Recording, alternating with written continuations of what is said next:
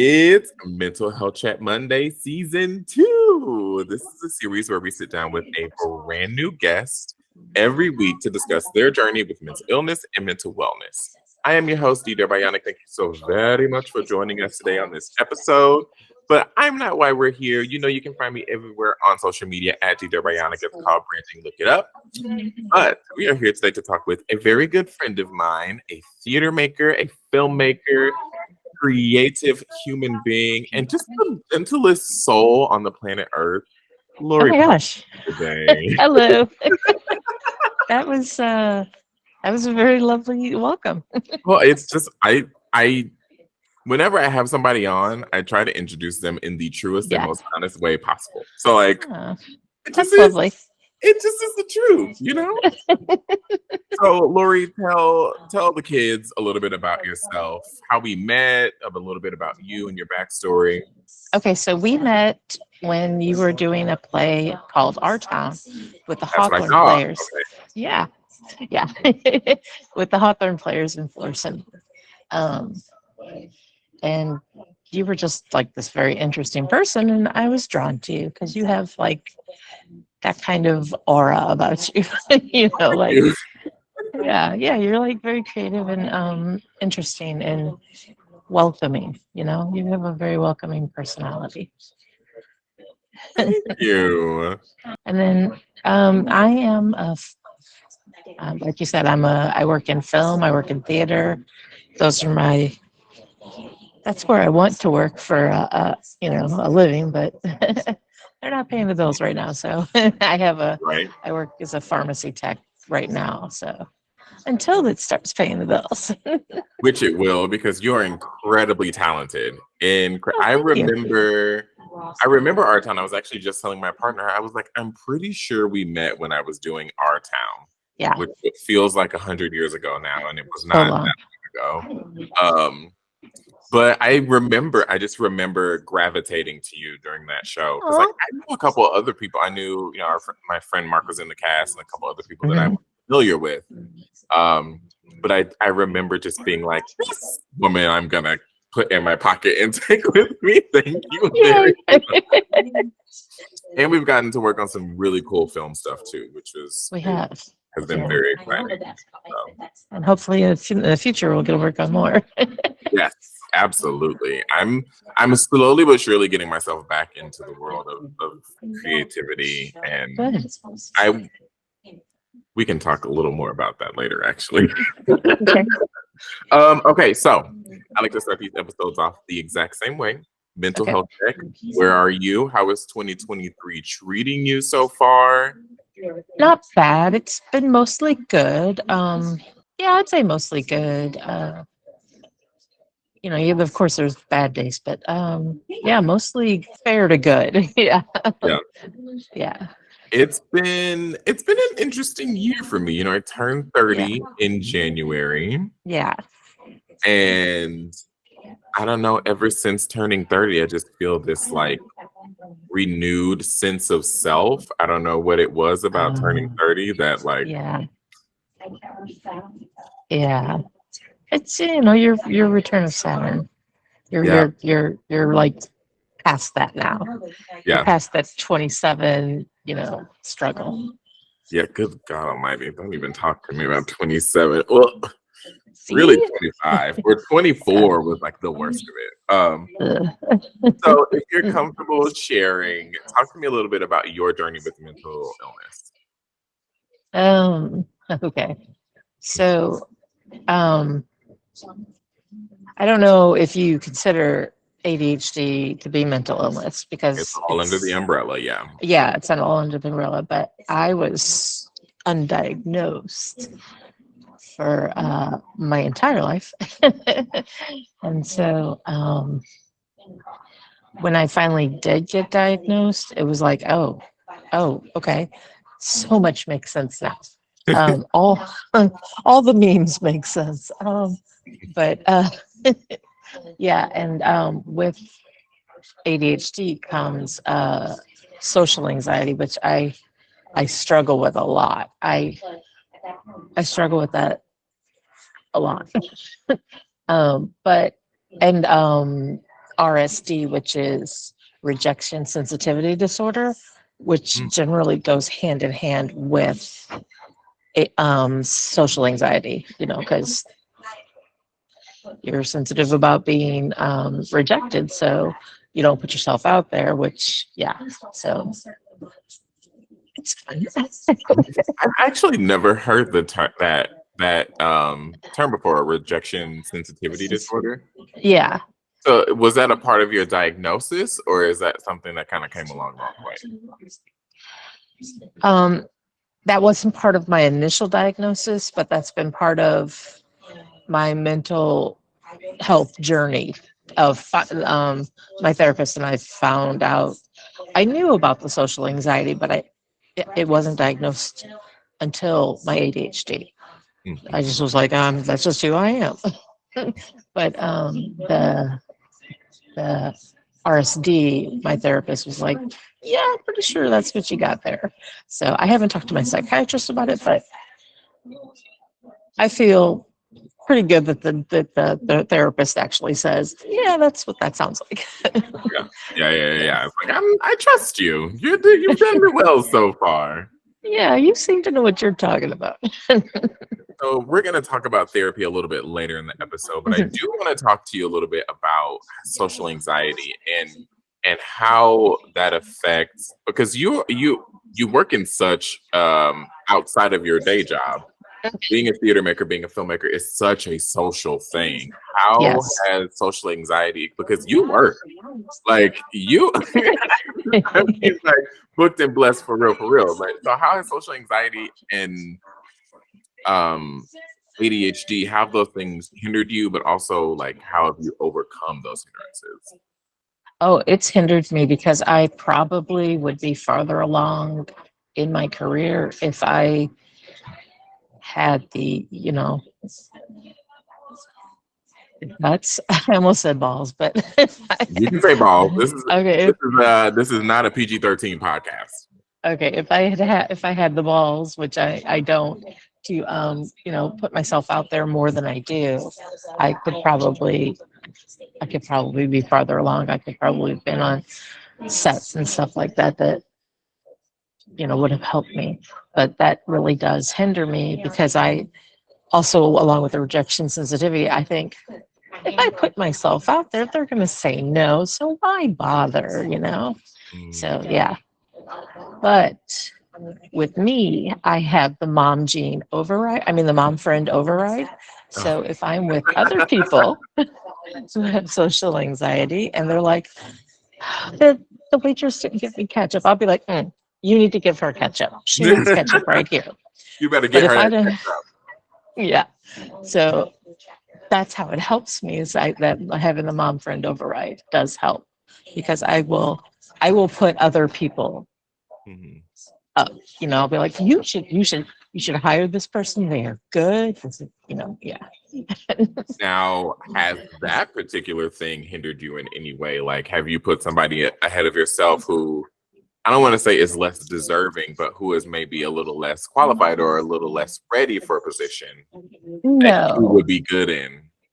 I wouldn't, if there was an opening that somebody was like, hey, like say they needed an assistant director for something and I was available, I would be like, I would say, yeah, I can do that. If it's brought to me. But if I'm not available, I do suggest people, but I only suggest people that I know would do that, would be able to do it. That's bit me in the ass because I've discovered some people do not reciprocate. I put you for like 5 different jobs and you haven't said, you haven't done the same for me once. So right. You tend to stop doing that. They may be qualified, but And that's one of the really sucky things about film and theater is that, like, the people who really do deserve to be in these rooms and talking to these people and making some of these decisions usually get kept out of those rooms because they're not willing to step on somebody else, or they're not willing to be like, well, these people don't, deserve a chance. It sucks to be a good person sometimes. sometimes, yeah.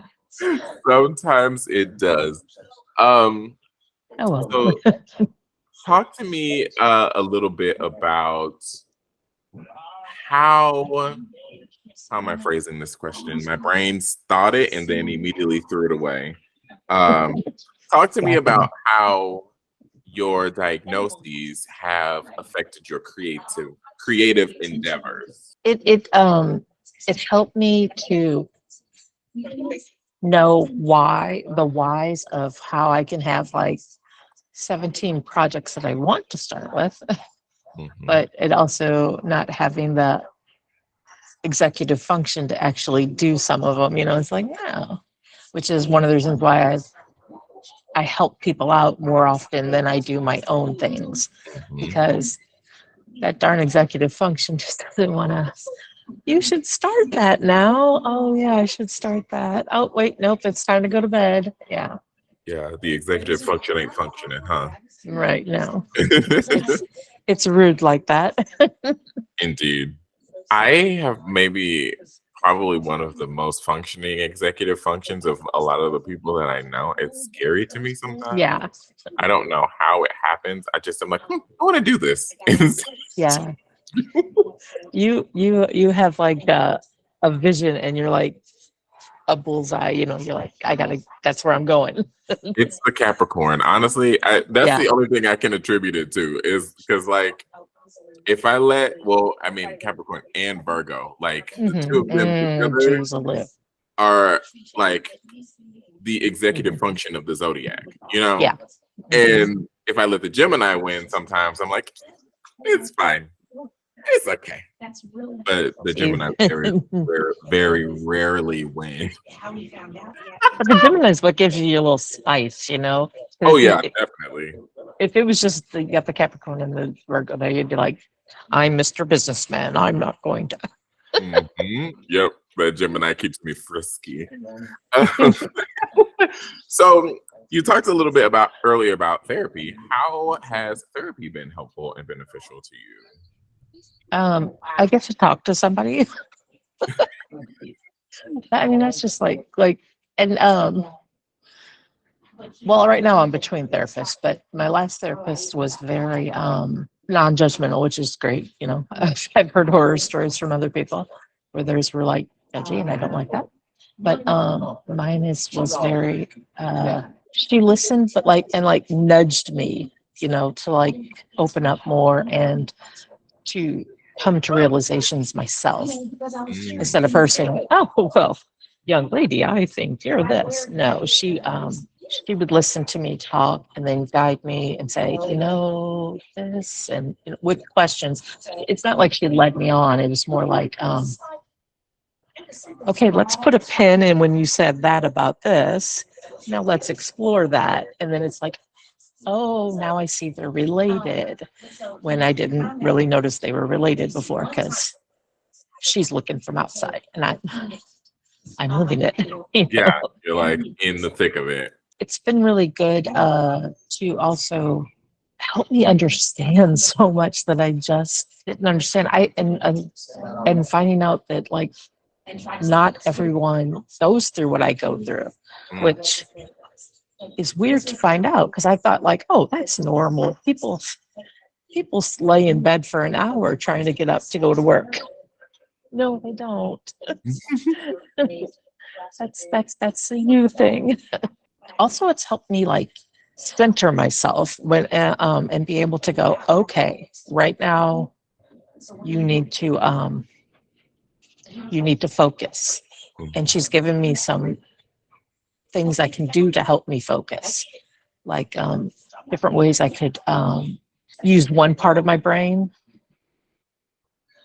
I like because I need to let one part of my brain wander while I'm mm, focused on this. okay. Yeah, And yeah, multitasking. That's what I'm trying to say. She helped me try to figure out ways to multitask to get focused instead of just going, oh, butterfly. Yeah, yeah. yeah, Right. Um. yeah. I had a question in my brain and it ran away from me again. Yeah, I've done it. It's No, it's been an interesting day for me over here. I've been doing a lot of projects. When did you, if you don't mind my asking, when did you get your official diagnosis? Officially, it was just within the last few years. It was during the pandemic. Well, we're still in it, but whatever. Yeah. But yeah, it was during the pandemic. And I had been seeing so much that I was like, I even told my psychiatrist, I was like, look, I know I'm not supposed to self-diagnose, but a lot of things people are saying on the internet sounds like me. And he's like, I understand. Let's test you. And he tested me. And I think his words were, he had a folder and he goes, after the test was over, he said, well, I don't remember exactly what the criteria was, but he's like, you have to have this many from this column and this many from this column. And well, you do. That was okay. That was the nice way to put it. It's the self-diagnosis thing is when it comes to mental illness, I feel like it's a little easier. And especially in, the world we live in now, where we're also, or most of us are so open to talking about our mental illness. Right. Like now, yeah. Yeah, and we post memes online, and we're all kind of making a joke out of it, but also being like, "Yo, we're struggling out here in these streets." Right. Yeah, so Yes. you see the memes and you see the real posts that are like really deep and be like, "Hey, I'm struggling," and it's so easy to relate to that and be like, I think this is me, and for me, it feels like a preparedness when you go into your psychiatrist, primary care doctor, and you're like, "Listen, I didn't get this from WebMD. This is how I feel. WebMD." Yeah. And like the things that like I would see in memes, I would actually go to like reputable sources like, medical journals or whatever and be like, okay, it says this. Yep, that's what it says. All right. Okay, they were right when they said that. So I did research myself, but it was like actual good research, not like, well, I saw this meme and of course it applied to me. Right. No, it was I researched it for months before I went, okay, time to make the appointment. Because I didn't Go ahead. No, go ahead. I didn't want to just be like, I have it. No, I wanted an actual diagnosis from an actual, medical doctor. Yeah, it's I remember when I got my depression diagnosis, when my doctor officially was like, okay, you have clinical depression and generalized anxiety disorder. And I was like, okay, cool. I already knew that, but hearing a professional say it was like, oh man. A weight lift. Yeah. Because you feel so insane. Your brain is going crazy. You're like, what is happening? This cannot be real life. And then though, the doctor says it and you're like, okay, cool. You like leave and your life is changed in a weird way, but also it hasn't because but it has and it's hard when like people around you are like neurotypical, well, or in your case they don't suffer from depression and you're like, they're not like that. Right. So why am I like that? Yeah, and then you get your diagnosis and it doesn't change anything, but that weight is just gone. And you're like, oh, so many puzzle pieces just went right together. How many things make so much sense after that initial diagnosis? It's like, oh man, like you said, a weight is lifted off your chest. You just don't have to. You don't have to worry about it being worse than it is. Or that you are just totally running yourself in circles for no reason. Right. Yeah. So have you noticed a difference from before your diagnosis and after your diagnosis in processes and function and ability to focus? How's that been since the diagnosis? Um, I'm more aware now of when I'm not focused.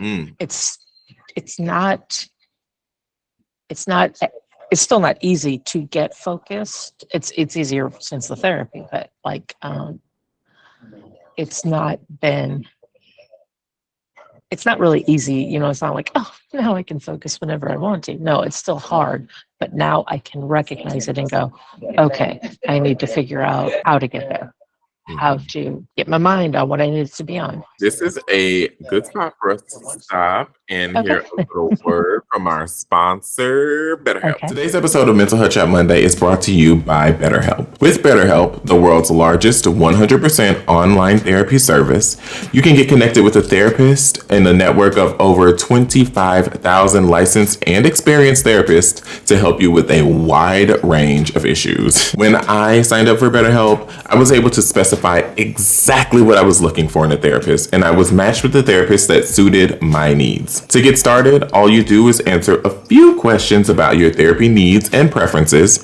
That way, BetterHelp can match you with the perfect therapist from their network. From there, contacting your therapist is easy. Call, chat, video call, or text, whatever is more comfortable for you. Message your therapist at any time to set up live sessions when it's convenient for you. And the coolest thing about BetterHelp is that if your therapist doesn't match for any reason at all, you can switch to a brand new therapist at no additional charge. Affordability, online access at your own pace, custom pick therapists. That sounds like my kind of therapy. And what luck you have. You can get 10% off your very first month of BetterHelp using my link, betterhelp.com/MHCM. That's betterhelp.com/MHCM. Now go ahead and get yourself some therapy, baby. And thank you to BetterHelp for sponsoring this episode. Oh, thank you so much to BetterHelp for sponsoring this episode and this season of Mental Health Chat Monday. We greatly appreciate it. And you can check my link down below for all the information about BetterHelp. So before our little break, we were talking about I forgot. No, I'm kidding. We were talking about, before and after diagnosis and being able to function. Have you explored the option of medication at all in this journey with mental illness? And if that's not something you're comfortable with, we can skip over that. Okay. Oh, no. We have discussed it, both my psychiatrist and my therapist and I have discussed it, but I have ADHD. I am, and they both understand where I'm coming from. They don't necessarily agree with me, but it's like, I have ADHD. I have trouble remembering things. I have trouble getting into a habit. I don't want to start a medicine and then don't take it for 5 days because I forgot to take it. And the psychiatrist is like, but this is going to help you. I know. So I eventually probably will, but right now I'm trying non-medicated ones. I'm not opposed to medicines. I've heard great things from people who have tried various ones, but it's like I don't want it to be pointless if I'm never gonna take it, Yeah. I don't even take my vitamins every day, and they sit right next to my water. I'm just very worried about it. But I would maybe when I get a little better, like maybe when I get into a better place mentally, I guess. I don't know how else to describe that. No, that makes sense. So like what are you doing right now, non-medicated to help build that focus? What are your coping skills right now? Well, I try to have better sleep, but that's not always possible. Or Listen, I've been trying to sleep better since I was born, since 1993. Same. Oh, that's another thing I found out. Now my insomnia makes sense because I'm not just insomniac. It's because my thoughts are racing because I have the ADHD. So that does make sleepy, but I do try to sleep better. I have a dog, so that's not who sleeps in my bed with me. So that's not exactly. But I do try to sleep better. Try to eat healthier, like more fruits and vegetables so that all that processed food isn't, in my bloodstream trying to screw up my brain too. Um, and then there's like other things like journaling, um, and basically fidget spinners type things. Yeah. Yeah. And my therapist has suggested juggling. I'm not there yet. Juggling. Yeah, because it gives something for your hands to do so that your brain's free. That's what she said. I don't know. I'm scared. Juggling? Yeah. That She said she's like, you're because it's something you can do. It's like a fidget spinner, but it's like Yeah. different. it Because absolutely makes sense. yeah, Go ahead. What were you saying? I'm sorry. but I just haven't gotten around to it. Eventually I'll look at some YouTube videos and figure out because that would be neat to just be able to.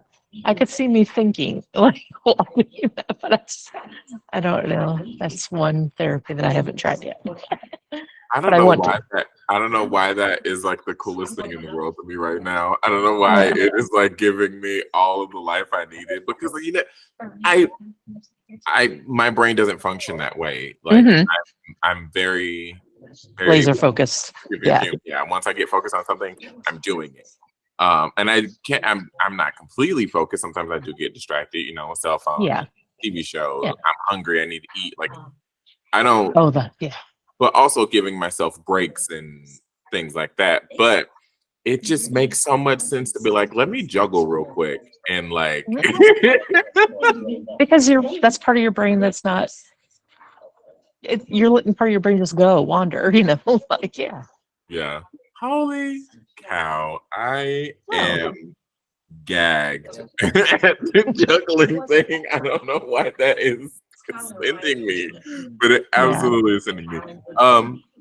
So I want to talk to you more about your creative endeavors because, like I said at the top of this, you are incredibly creative. You created so many films. You've worked on film sets and theater sets and all that good stuff. So, talk to me a little bit about your creative process. What does that look like? Specifically, I know you write as well. Mhm. Specifically, when you're writing, what's your creative process like? Um, so basically, like I said, I'm a pharmacy tech right now.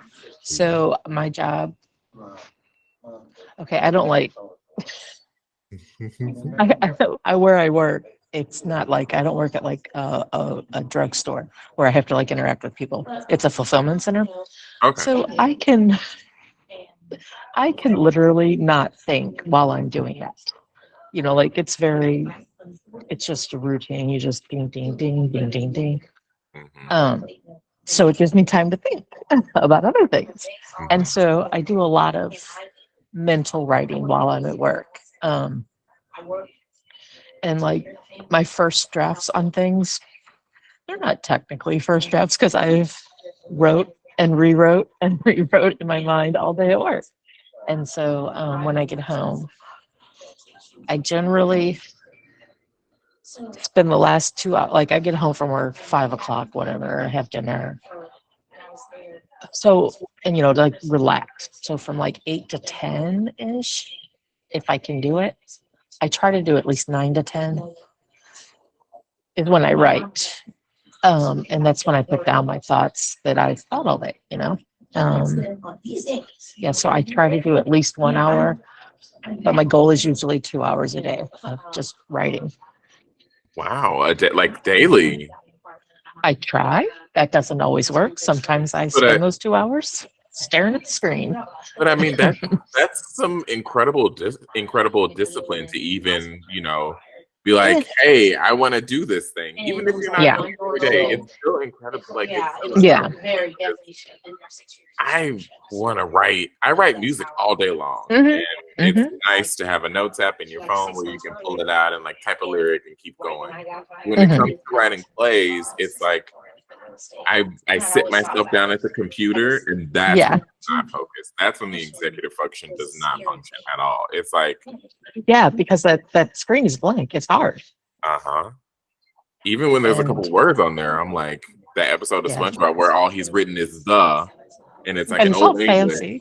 Yeah. That's what it's like. Yeah. Yeah. The thing when that happens to me, and it happens a lot, so don't feel bad about your place. Um, it's not written in stone. You're at a computer, you can delete. It's not written in stone.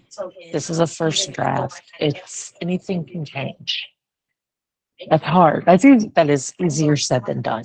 Mm-hmm. So I have to remind myself of that constantly. But yeah, that it's not written in stone. That there is a backspace on your computer. You can just I don't remember that often, so I have to remind myself. I should write that down and put it on a post-it though for me.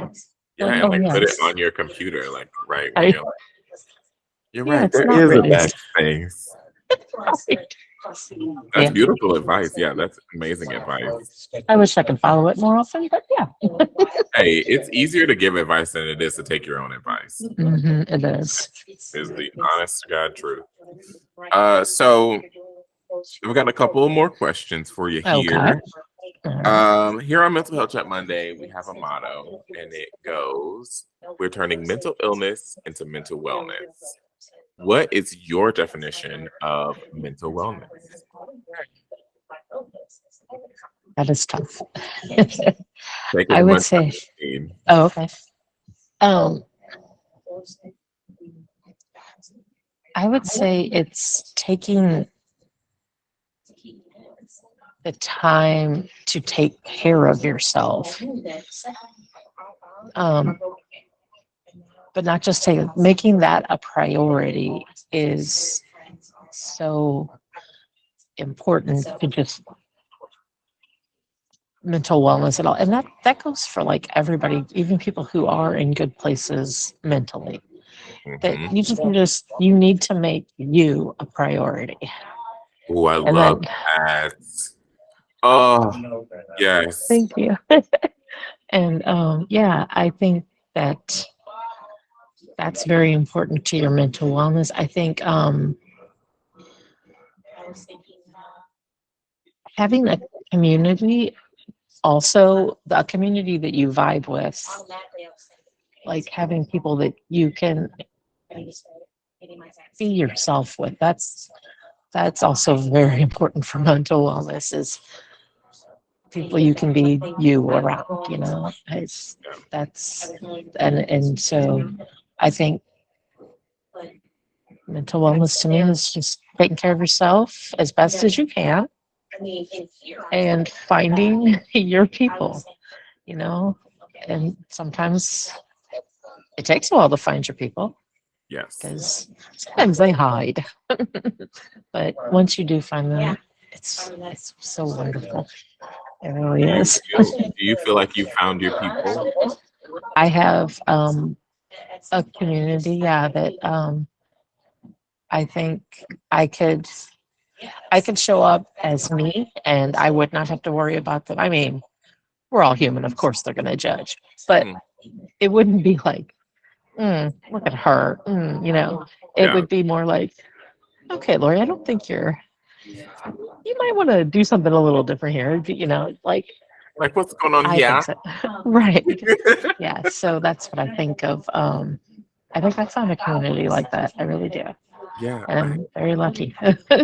that's so amazing. I hope that I'm a part of the community. I do You enjoy are. this I think very of you. much. I think of you so often because I'm like, there's like so many projects. I'm like, so many projects that I'm like not there yet. And I'm like, when I get there, this is who I want to work with. This is who I want, and you're one of the people I often think of for different things. Yes, same. Like when I reached out to you about turning my Infinite Sadness into a film, like Yeah.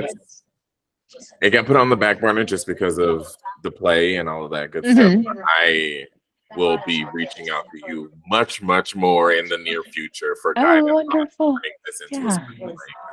Because I started working on it a little bit, and I'm like, good. I don't know what I'm doing.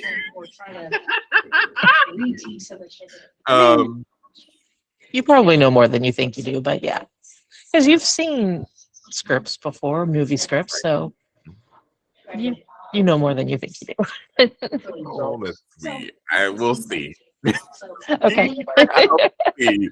Um, and then my very last question for you Yes. is leave us with a little bit of advice. It's not really a question, it's more of a statement. Leave us Okay. with a little bit of advice for those who are not suffering, not necessarily suffering, but for those who don't experience mental illness in the way that we experience mental illness. Leave us with a little bit of advice for them. How can they be in our corner? Be gentle with people, because every that so many people don't realize that other people are actual human beings. So Mhm. try to be gentle, try to recognize the humanity in the people around you. And if someone is acting in a way that you're not used to, or it goes against how you think they should be acting, try to have some sympathy and try to find out. I mean, granted, the guy in the store, you're never going to see again. Okay, but try to figure out what they're going through stuff. You're going through stuff. Just be gentle. I mean, seriously, just be gentle with people. Yeah. I don't know. That's my suggestion. Be gentle with people. We all need to treat each other with more kindness. Absolutely, we do. Yeah. Yeah, we really do. Because there's so many people that just they're so focused with themselves that they don't realize that DDare is, he's a human too. Yeah. He's got emotions. He's got his own things he's going through. Yeah. People people need to people should, I don't mean to say need to, because that sounds a little too bold, but people should try to sympathize with people, try to look at other people as though they are actual human beings, just like them. Absolutely. You got to meet people where they are. I think that's good. That's something we've kind of lost in the age of social media, where you post one thing and people will tell you what you mean about your post instead of taking the time to digest and be like, "Oh, maybe this doesn't mean the impetus that I put on it." Yeah, it's hard because you can't tell with tone in a post. There's no tone, and so you don't know that someone was being sarcastic or someone was,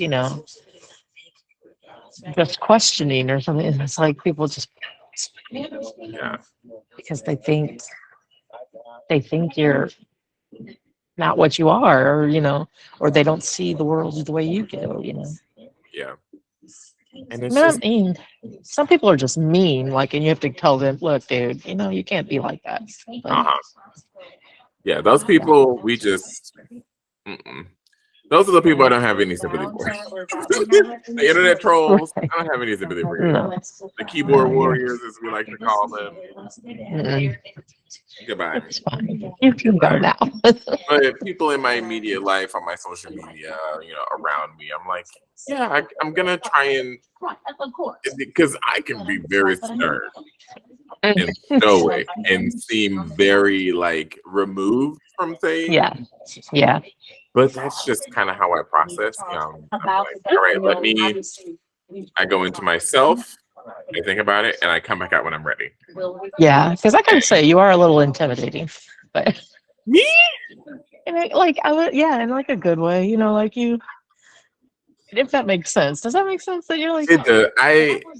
I've heard a lot of hard truths about myself this past month. My best friend was telling me because I was telling her about a rehearsal we had that didn't go so great. She was like, I would not want to be one of those actors because the face you make when you're disappointed is terrifying. And I was like, what? Because you're so nice, I guess I wouldn't want to disappoint you. I wouldn't want to disappoint you.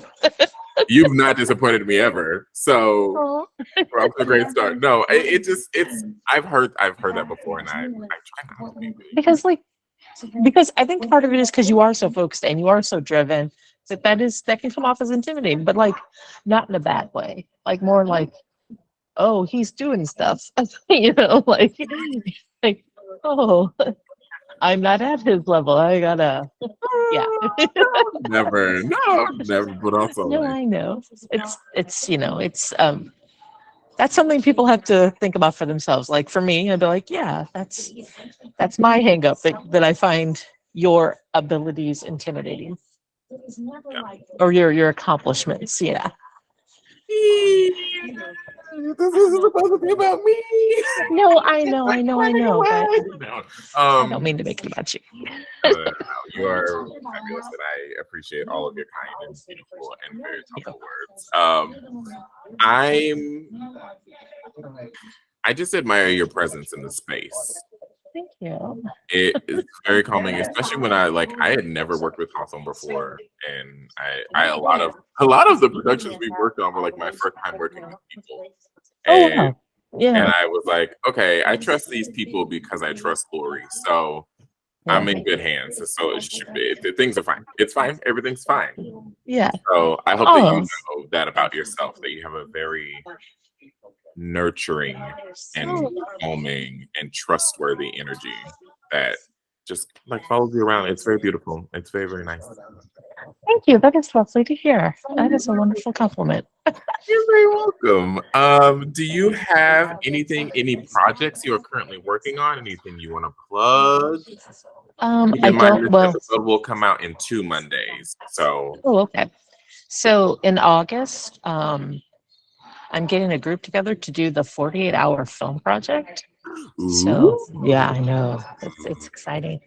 And so it's where you make a film in 2 days, like 48 hours. You have from Friday night at 7 to Sunday night at 7 to write, direct, film, edit, all that, a film.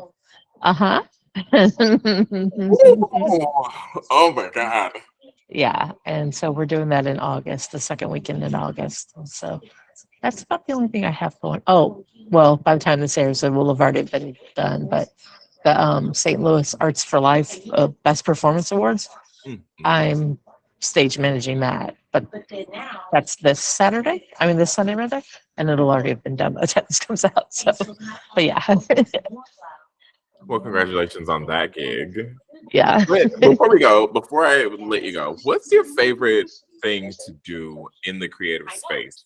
And I'm going to separate them. So when it comes to film, what's your favorite thing to do? Is it directing? Is it assistant directing? Is it where do you like to be in that process? The writing and the directing for film, because that's the control. I do kind of like being an AD though, because you get to yell at people, and I like that. It's the best. But then I feel bad because I'm like, oh my God, they're gonna hate me. But they need to be on set. They need to be where they're supposed to be. So I have to yell at them, and that's a fun way to be like, Victor, no. Yeah, I like that power too. That's why I started directing. It's lovely. It's lovely to just be able to go, come on, now. Yeah, it's one of my favorite things during Tech Week to be like, listen, I'm not going to be the one that looks a fool on the stage. I give the same speech every time there's some actors messing up. I'm like, and then they snap together. It's beautiful. It's lovely. And then in the theater space, what's your favorite position there? I don't know, because it's all fun in the theater. Film is very stressful. It is. But and that's weird because it's over with so quick. You know, like you shoot it, it's done. But like theater, it like takes forever with all the rehearsals and the tech week and the performances. There's like months, you know, that you dedicate to that. And I do like stage managing. But I mean, even just teching, you know, just being backstage, running the curtains, you know, or whatever. That's fun too. I do like spotlight. Spotlight's interesting to do because you're just there, and every once in a while you turn on a spotlight and follow something. It is really fun. I got to operate Spotlight for, did I do the Spotlight or did somebody else do the Spotlight? Maybe I just played with the Spotlight for a little bit during Farce of Habit a couple years ago. I think I just played with the Spotlight and somebody else came in and did that. Yeah. But it was fun. Yeah, I love directing in theater. Yeah. Yeah. Absolutely, hands down. I like to be in control. And then I like to be done once the show is up. Right. It's like, okay.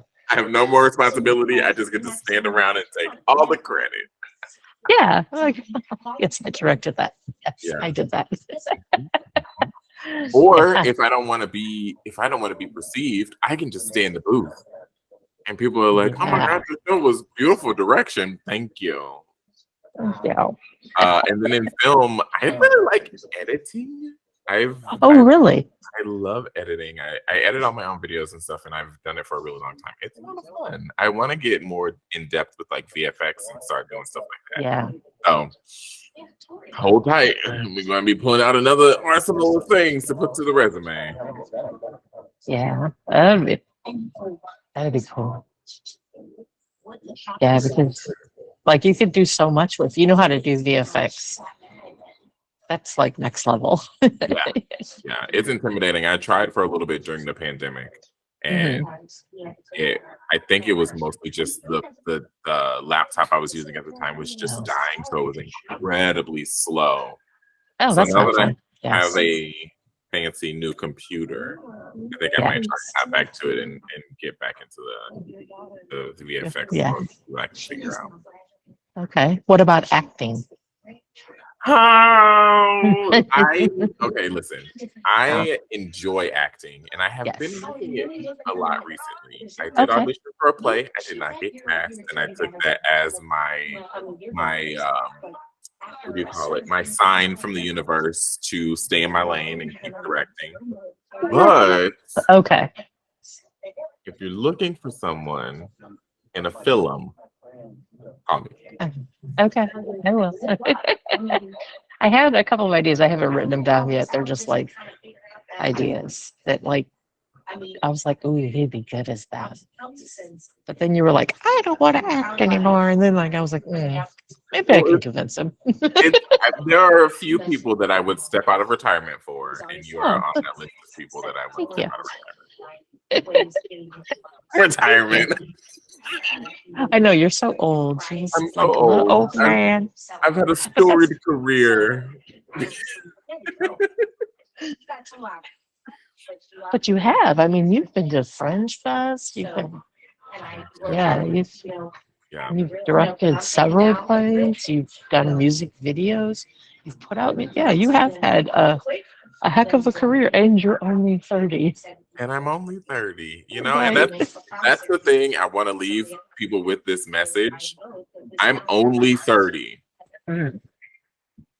It don't stop. Until this thing in here stops stumping, the grind keeps grinding. Like especially, you know, this is the passion. Just like you said at the top of this, you know, it's gonna pay the bills. At some point, it's going to pay the bills if you work hard enough and you show your talents to the right people. It's going to pay the bills. And I'm saying that to myself, and I'm saying that to you, Lori, and I'm saying that to all the creatives watching this right now. All the world. Yeah. Everywhere, all across the world, everybody watching and listening.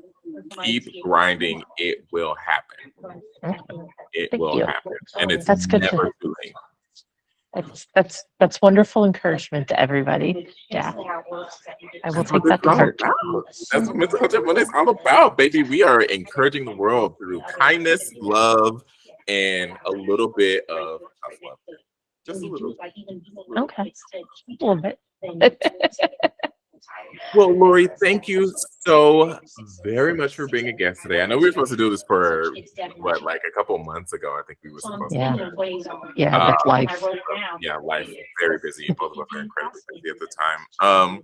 But thank you so much for being a guest on Mental Health Chat. Thank you for inviting me. Of course, absolutely. I wouldn't have. I just love you, and I'm glad I got to see you today. I love you too. I'm glad I get to see you. I miss you. Yeah, I miss you too. We got to get together soon. Yes, definitely. And thank all of you for tuning in to this episode of Mental Health Chat Monday. Again, my name is DDare Bionic. You can find me on all social media at DDare Bionic. It's called branding. Look it up, will you? Gosh, I have to say it to you every single time. And I will see you all next Monday with a brand new guest. I will talk to you soon.